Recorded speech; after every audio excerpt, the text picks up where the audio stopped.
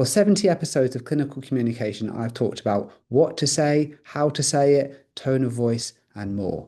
But today we're talking about what is considered one of the most important aspects of communication, and that is body language.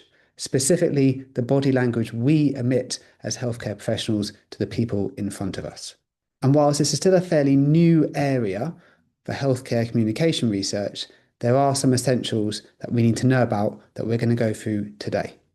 If you find this useful, please do go and share it with others. Please do go subscribe. You can find me across social media at BYbrowPhysio, or you can send in an email to clinicalcommunication@outlook.com. Before we get into the essentials of this episode, there is something important to say about body language and the research, because this episode is about our body language as healthcare professionals and how it is interpreted by others.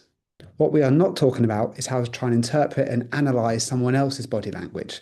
Whilst you may occasionally see things online, in short, we cannot interpret someone's mood, feelings, or thoughts from one aspect of their body language.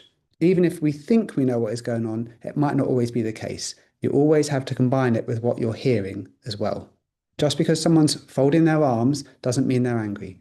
Just because someone's closing their eyes doesn't mean they're sad. Just because someone's slouching doesn't mean they're not interested. Okay? We have to combine what you hear with what you see.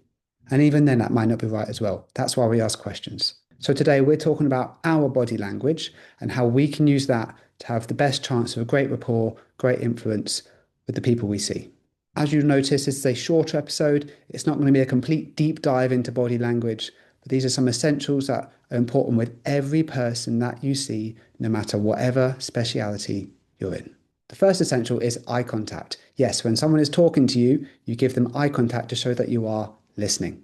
You may have to look away at times when you're typing certain notes or looking at certain things, but the majority of the time, when they're talking to you, your eyes should be at them. However, there are some things you need to be mindful of. Firstly, we're not aiming to give eye contact 100% of the time, because that can be quite weird and quite intimidating for some people. It is quite normal that when we're talking, we'll often look away at times to try and pick out the words we want to say. Vanessa Van Edwards, who wrote Captivate, suggests eye contact should be about 60 to 70% of a conversation, because it is natural to look away when you're trying to think of certain words, and also just so the conversation doesn't come too intense. But there may be some people who use eye contact less. So if you have someone in front of you who doesn't use as much eye contact as average, and hopefully this is something you'll pick up in the conversation, then you want to show that back to them. You may look at them a bit less, perhaps, than usual. Still use eye contact, but maybe not quite as much, because they may find it a bit overbearing or a bit intimidating if they've got someone giving them eye contact all the time when they don't feel comfortable. The subject of what is also being discussed may mean they want to give you less eye contact if it's particularly a difficult conversation or particularly distressing. So again, work with what you're seeing. The key thing is, even though we want to encourage eye contact to demonstrate attentive listening, please don't do it all the time, because it can be too much.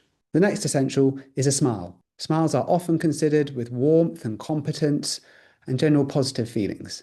If you greet someone with a smile, they're more likely to smile back at you, and often smiling is encouraged for setting first impressions.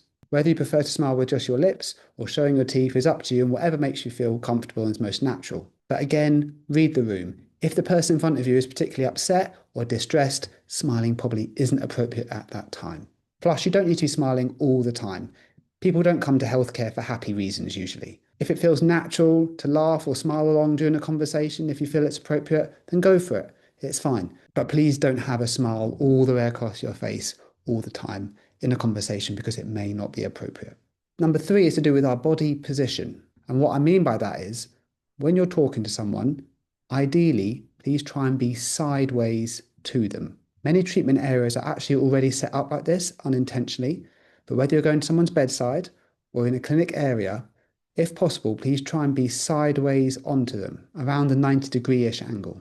The reason for this is because if you are face to face with someone, it can be a more confrontational position compared to side on, which is often considered more supportive. Being side on also makes it easy to do other things, like sharing your screen if needed, or using other devices while keeping your attention at the person in front of you.